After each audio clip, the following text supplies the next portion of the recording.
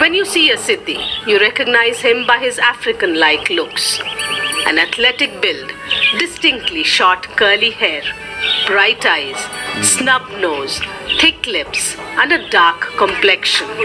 One of my subscribers asked me if I'm Siddhis. I said no. What is Siddhis first? He said Siddhis is black people in India living in forests, and sometimes they come in city to study or do other things. I said no, I'm not Siddhis. I never live in forests. I'm coming from West Africa, from Ivory Coast. I never live in forest. And I said, like, okay, why not like do a little bit research about Siddhis? Because if this guy said that, maybe he got a point. So I do my research about Siddhis people in India, and I discovered this video that we'll discuss together. We'll watch together and see what is really Siddhis people.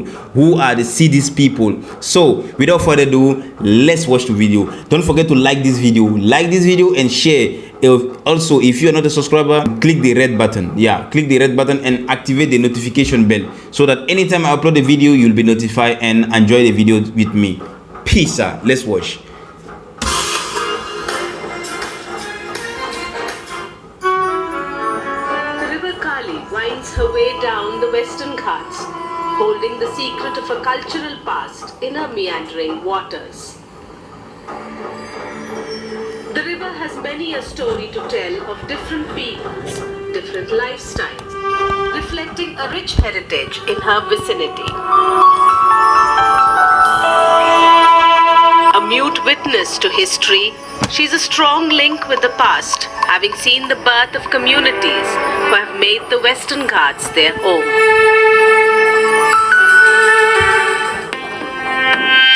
The mighty hills of the Western Ghats are also part of this journey and also tell a story of a slave tribe who were brought in by the Portuguese to Goa in the western coast of India more than 400 years ago. These are the Siddhis, who are originally from Kenya and Ethiopia.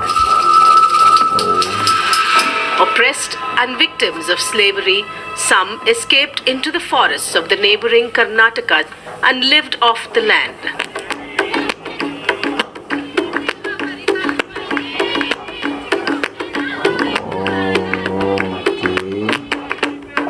Okay. So those are the slaves from Ethiopia and Kenya brought through the slavery and they escaped in the forests of Karnataka. Okay, I'm not serious then. I'm not History from also suggests East Africa. that some of them were employed by the Nawabs in the 15th and 16th century as military Long way back. mercenaries.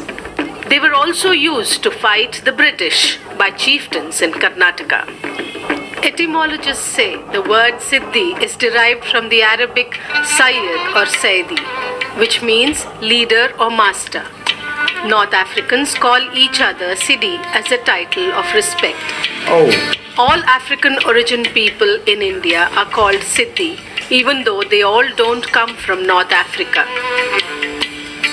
The term has also been referred to in a letter You got the describing point, the though. crew on a ship aboard SS Nepal sailing from England to South India. The Siddhis have been called Siddhi men or Negroes who were coal shifters on the ship. Siddhi, or who are also called Hapsis in India, are supposed to have been brought in by slave trade or through slave trade by the Portuguese. And interestingly, they are also part of Asaf Jahi rulers' military. In fact, there is a place called AC Guards in Hyderabad that is actually African Cavalry Guard. It was a wing of Nizams, and they were very powerful in the armies. In fact, if you look at Ambar Malik was feared by even the Mughals, and you find similarly Razia Sultan also, her closest confidant was a Siddhi. In other words, you'll find a large segment of these Siddhis slowly have risen to much better positions, but then they still continue to maintain their ethnic identity, though not cultural identity so much, because they got mixed up with different communities in surrounding areas. They have a belief in spirits. They're like any other tribal communities. This is a community which has come from totally alien kind of a context for themselves and settled here, maybe because of force and other kinds of things. But then they made India their home. There are kind Obviously, of DNA India and is other their kinds home. of tests They have proved that no they home. have links, or they are basically from the Bantu community in Ethiopia and Mozambique areas, because Bantu is a large African tribe. And this, in other Yeah. words, you will find though they have lost many of their cultural traits, they still retain the part of the music and also the kind of a dance. These art forms still retain with them, and it is a community. It's largely flourishing in spite of the kinds of changes. I think only anthropologists have studied, some of the sociologists also have studied. I think what is required for us is to preserve their cultural identity, and also in a plural society, how they can be, an example of accommodation in the wider Indian context. The drum beat of the Now I understand now. It's like those people, they like the Africans really, to be honest, because like you look at how they look in here, the Africans. It's people who brought them from Ethiopia and Kenya and came to India here and they escaped in the forest. Now I understand. But I'm not cities, I'm from West Africa, like, I'm not even close to be like cities there, But they are Africans, actually, yeah. Dammam is unmistakably African, and it reverberates around the hills. African don't dance A call like that. that is definitely close to their heart and reminds them of their roots across the ocean. The Dammam, of course, is a drum beat that has also become part of the Indian culture, as have the Siddhis. African don't dance like that. The rhythmic call of the Dammam brings all Siddhis together and reminds them of their ancestry.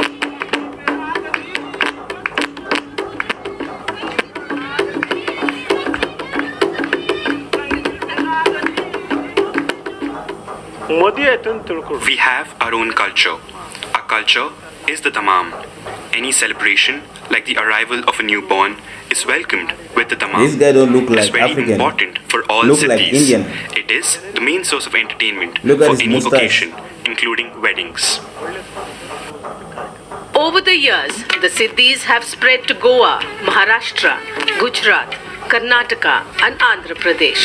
Oh, Andhra Pradesh. So every black people I'm seeing In here, they are my Karnataka, they are brothers. mainly found in Yellapura, Haliyal, Ankola, Mundgod, and Sirsi Ay, ay. taluks of Uttara Kannada, and also in Belgaum and Dharwad districts. When you see a Siddhi, you recognize him by his African-like looks. An athletic build, distinctly short curly hair, bright eyes, snub nose, thick lips, and a dark complexion. No, but I'm not that bad. Come on. Stop that. But the Siddhi today is not the tribal he was, hiding in the thick jungles of these hills and living off the bounty of the forests. The Siddhi of today has come out and is the son of the soil. He is no more an African and is part of the green hills lining the western boundaries of India.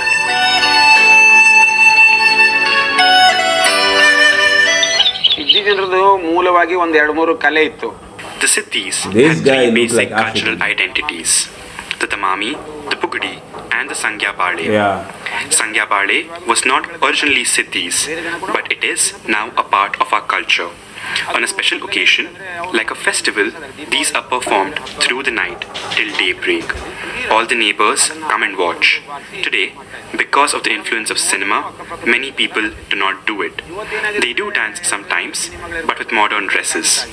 Earlier, traditions like keeping the doorstep and tulsi clean were followed. They would also put a unique rangoli called the Sedi. Today, life has become very artificial. In the name of development, many things have changed. For example, our houses had mud and bamboo walls, and we would paint designs on them. Today, the government has given us concrete houses. All these traditions are vanishing, but this culture remains a part of Hindu, Muslim, and Christian Siddhi households. Many say that the tribals should stay in the forest itself, but in that process, we would still be staying in the same forest, the same house, and there would be no development. In a way, I feel that modernity should come in, but we have to respect our culture and ethos. Those don't look like African. This unique Those are tribe Indians. worked for the local people and over the years adopted different religions. These religions have links to the masters who provided them shelter. Alhamdulillah. Rituals, prayers, and even the way they live have been Now I influenced understand by now. these religions. Okay, means see these people in India is a part of Africa who been, brought by slavery and they escape in the forest of Karnataka, blah blah blah, they spray all over India. So if I want to understand, like every like black person in India here are cities. Oh man. Every black person here are like his cities, because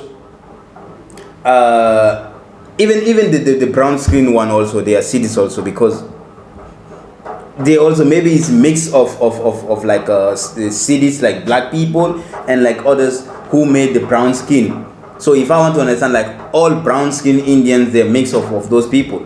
Yeah, I learned something today. I have a lot of brothers in India here. Yeah, thank you to all that video. I hope you guys learned something with me today, and I will always come up with a new video to to spread out like a good news and like to make people understand what's really going on in India here. Thank you. Don't forget to like this video, share, and subscribe, and see you in the next video.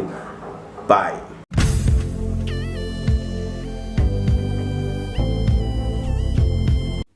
Welcome to Ismonakes, the French boy.